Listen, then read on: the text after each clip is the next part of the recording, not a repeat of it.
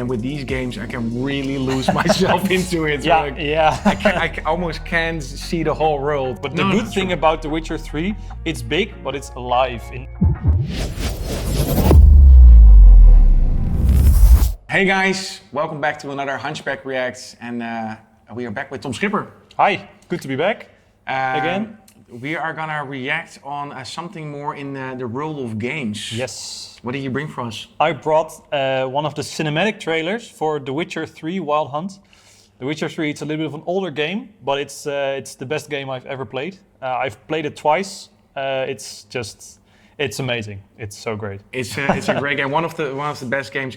So you as a composer, you have been writing a lot of tracks for the albums that we are doing, the trailer albums, also an animation movie, and there's some stuff that you can't talk about yet, right? Yes, I'm also working on the game right now, but I cannot say too much about that. What is your relationship to gaming? Do you know it from back in the day?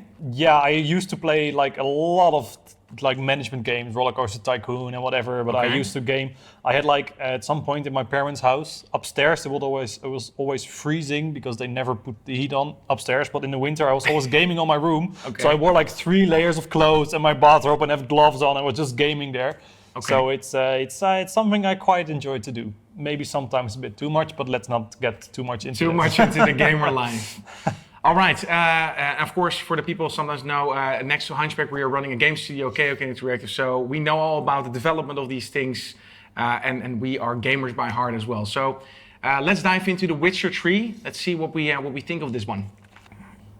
Oh yes, already this like bowed string is it's used in the score so often. Yeah. Of the wounded, looting, Blood. Yeah. Reminds me of Blade 1. By hanging. Ouch. Big stump. And like you don't know what is this? What are we seeing here? Beautiful. Yeah. Almost looks real. Take the reward and let's go. It's pretty raw, huh? Yeah, it's really gut-wrenching. Wouldn't scorn imperial gold. Here it's like, Man, Tough hunt. getting some cash. Tougher than yours. tougher than yours. Like, screw you, man, this guy. Evil is evil. So Lesser, gray, middling, dark, makes no raw. difference. Like this world is. But then again, with association with the time and vibe with the music. Get the hammer. So epic, this Degree is majestic. arbitrary. The And then you have this low voice of If I'm Geralt. to choose between one evil and another, I'd rather not choose at all. Time to act. Just make it quick, And the sounds are really good. Yeah. What the? Yeah, Really raw. Wow. Little art action. You wouldn't Close wanna- your eyes. I love that phrase. Like, it's also how he is in the books. He's like, okay, you shouldn't see what I'm about to do. So this girl, close your eyes. Yeah, Oh man. Oof, some Assassin's Creed action there. Yeah. Man, And just That's got your away guy. from the splitting of the throat. you don't want to mess with him. No. Yeah. What are you doing? Killing monsters. Man. Oh yeah, the logo. That is really cool. Oh, it's not over, it's not over. Here. She gets to this side. She gets to remove the bucket. Yeah. But does she do it? You don't know. That's where You it don't stops. know. Yeah. Man, I like this. This is a little bit of a different because it's more of a situation trailer. It's they showing you a little bit of cinematic.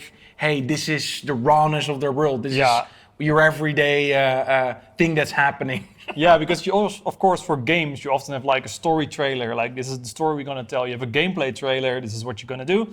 But this is neither of those. This is more. It's presenting, like you say, it's presenting the world it is set in. It is dark. It is raw. It is messed up. But also about, and that's what I love about this game as well, is that you're put into this world and it's a living world, and every little like letter or note you read or NPC you meet has some kind of story to tell in this world, and it's so well done. And it's also what you see here. It's like lesser evil, greater evils. I don't want to choose. I'm killing monsters. These humans. It's about the morality of this game.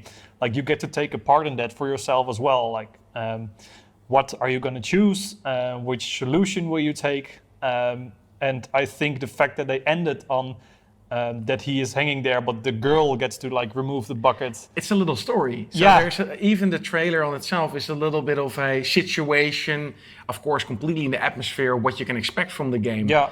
But I like that when it becomes a little bit of a piece of art on itself, a short movie almost. Yeah, it's like a short story which Yeah. is set in the universe, and it explains a lot about what you will do. Because you see him like he's caught this monster and he gets paid for it, and Yeah. they just assume that like, okay, you're a witcher, so you're emotionless. That's the idea. But however, that's not really the case. I think generally, can you be emotionless even if you were trained to do so? You still have to choose in a way. Yeah. It's and this is all packed into this little 2-minute story. It's so well done.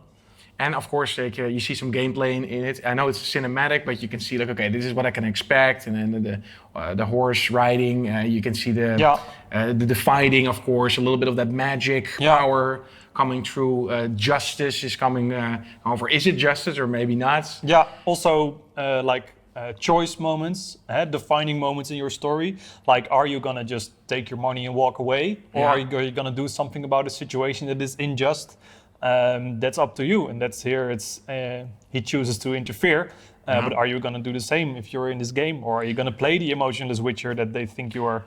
So the cool thing with these trailers is with films you always have, or it depends on the campaign, 3 trailers, sometimes a smaller teaser, sometimes it's 1 teaser and 2 trailers, or they keep it at a teaser.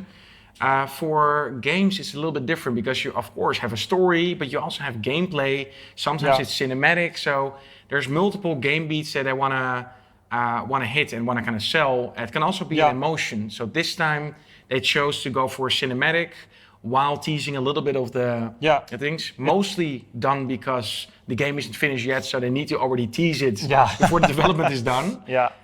But I think it's great to also have just a situation as a trailer and not just giving sneak peeks of the whole story of the whole game. True, and it's also what people are excited for. Like, are they? Of course, this was the 3rd game in the franchise, so people already know a little bit what it was about. I didn't play the first 2 games. I didn't read. I have read the books now because I just loved it so much. But it's like people are excited to see the world that it takes place in, and what does it look like, and what does it say about me, maybe? Like, what would I do in such a situation? And music-wise, they are, of course, you hear the tones, there's a lot of sound design, there's a lot of these fighting sounds and kind of foleying going on. I think this is not necessarily really amplified extremely on the music, or maybe there's not a big weight on the music. It's more about the whole cinema and the atmosphere, while pushing the music a little bit back and more about sound design, right? And the music really flows with the scene as well. Like when the fight starts, there is a lot of music going on there, but it's like so in flow with the rhythm of the fight as well. Like he starts off with this art sign, and he says, "Close your eyes" to the girl, which is a line that I love. It's completely in line with the character of Geralt. Like is it in the book? It's not necessarily in the book, but like the idea of it is in the book, where he is like, okay, people shouldn't see this, people shouldn't witness this. I'm doing this. Well, it's not nice to look at, so just close your eyes and don't see this. Just in the end, he's saying, okay, open your eyes. Now you make a choice. Yeah, now you make your choice. Yeah, but like back to the music. Of course, it's there's a little break, and then between like the hits and the close-ups and the slow-mos, there are little breaks as well. But you barely notice it. It's just because it goes with the rhythm of this fight so well. It just enhances the intensity of it without being over the top. Like, oh, we need to put in music here. We need to enhance this or whatever. Yeah. No, it works perfectly. I think this whole scene is getting you into the atmosphere and making you feel you're already part of the world.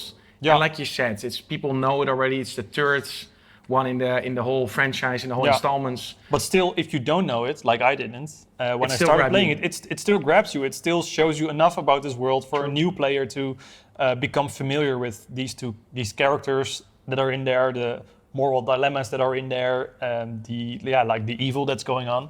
Yeah. It's just so well done for such a short. Yeah, it's like a short story, a short film, and it says so much about this game, which you should all play if you haven't already. And then after this CD Projekt Red, they went from The Witcher to Cyberpunk, which was already in development during the release of this game. It's interesting that they completely went another direction, more science fiction, spacious, futuristic. Maybe they needed a change of pace after doing I understand 3 completely. like medieval fantasy games to have something like completely different, which I completely understand. It's an insane studio. So the products that they're pushing out and the games and the worlds that they're building it's insanely big. Yeah, it's definitely. great that you can even that even is possible. Sometimes is mind-boggling to me. Yeah, but sometimes with games like worlds, if they are big, it's not necessarily a good thing. But the good thing about The Witcher 3, it's big, but it's alive in every little hook and cranny and village and cove and whatever. It's breathing, it's alive, and you really become a part of it. And that's so well done in that game. Problem with me is when I play games, I kind of want to see everything, and with these games, I can really lose myself into it. I almost can't see the whole world. I think I have about over 2 playthroughs, about 150 to 200 hours in The Witcher 3. So don't get me started on that. Witcher 3. No, but this is again another great trailer. Thanks for bringing this one. Sure. Hey guys, if you like this, make sure to subscribe. If you have any suggestions for us or even composers that you want us to be in the Hunchback cinema, let us know in the comments. For now, I want to thank you for watching and see you next time. Hey, thanks for watching the video. If you like it, make sure to check our other suggestions. Also, if you want to support us, make sure to hit the logo and subscribe.